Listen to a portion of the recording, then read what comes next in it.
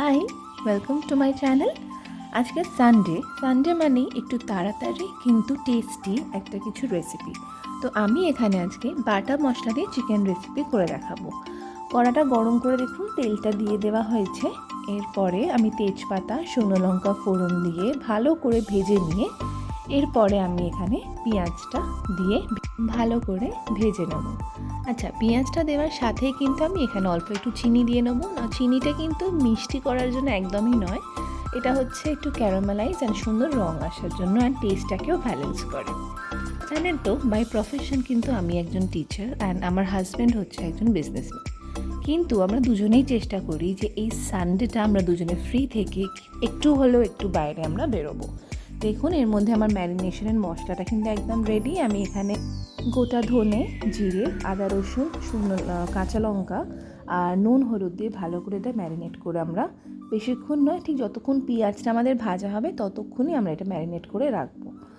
দেখুন, এদিকে গল্প করতে করতে আমাদের পেঁয়াজটা একদম ভাজা হয়ে গেছে। এবার আমি এর মধ্যে একটা মিডিয়াম সাইজের টমেটো কেটে এই কুচিটাও এখানে দিয়ে দেবো, আর এটাকেও ভালো করে ভেজে নেবো। আমরা ভাজতে ভাজতে একটু এখানে নুনও দিয়ে দেবো, যাতে করে আমাদের টমেটোটা কিন্তু ভালো করে গলে যায়। দেখুন, আমাদের টমেটোটা গলে গেছে। এরপরে আমরা যে চিকেনটা ম্যারিনেট করে রেখেছি সেই চিকেনটার মধ্যে দিয়ে ভালো করে প্রথমে একটু ফ্লেমটাকে হাইয়ের দিকে রেখে আমরা একটু ভেজে নেবো 2-3 মিনিটের মতন।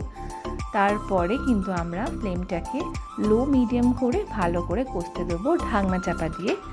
আর যত সুন্দর কষা হবে ততই কিন্তু ভালো টেস্টটা উঠবে। কষতে একটু টাইম দিতেই হবে, আর ঢাকনা চাপা দিয়ে আমরা কষবো। আর বারে বারে কিন্তু খুলে দেখে নিতে হবে যে নিচে যেন লেগে না যায়। আমি কিন্তু এখানে প্রত্যেকটা স্টেজে এখানে অল্প অল্প করে দেখাতে চেষ্টা করেছি। সো দেখুন, এইভাবে আমাদের মাংসটা কষছে। সাথে আমার মনে হয় যে সানডেটা কিন্তু একটু ঘুরে নেওয়াই উচিত, যদি আপনার কাছে টাইম থাকে। এটাতে না আমাদের মাইন্ডটা সত্যি একটু ফ্রেশ হয়ে যায়। মানে সারা উইকের যে লোড বা যে কাজটা আমরা সবাই করি, একটা দিন তো নিজেদেরকে দেওয়াই উচিত। আর একটু সাজুগুজু করে তো বেরোনো তো আমার খুবই ভালো লাগে। এদিকে কিন্তু আমাদের মাংসটা কিন্তু দেখুন কষতে কষতে বেশ অনেকটাই কষে এসেছে, তবে এটাকে আরেকটু কষাতে হবে। আচ্ছা, আমি কিন্তু আমার লাইফে যত টিচার্স পেয়েছি তারা কিন্তু ভীষণ ভালো, like I am very grateful to them. And আমি চেষ্টা করি যে আমিও যে বাচ্চাগুলোকে পড়াবো তারাও যেন সেটাই মনে করে।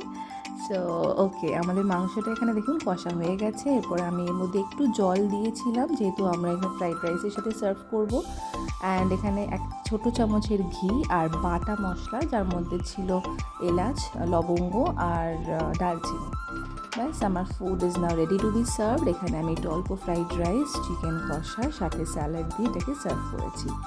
আচ্ছা, যদি আপনাদের এই ভিডিওটা কীরকম লাগলো একটু আমাকে প্লিজ কমেন্ট করে জানাবেন।